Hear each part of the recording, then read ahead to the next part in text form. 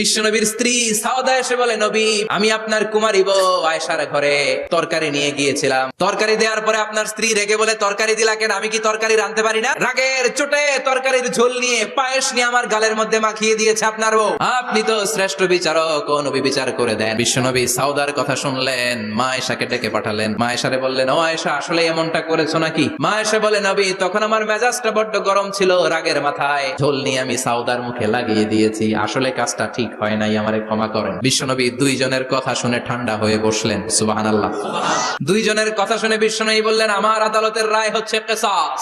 সাউদাকে যেমনি তুমি পায়েস মাখিয়ে দিয়েছো, সাউদাও পায়েসের বাটি থেকে কিছু পায়েস নিয়ে আয়েশার গালে মাখো। সুবহানাল্লাহ পড়েন।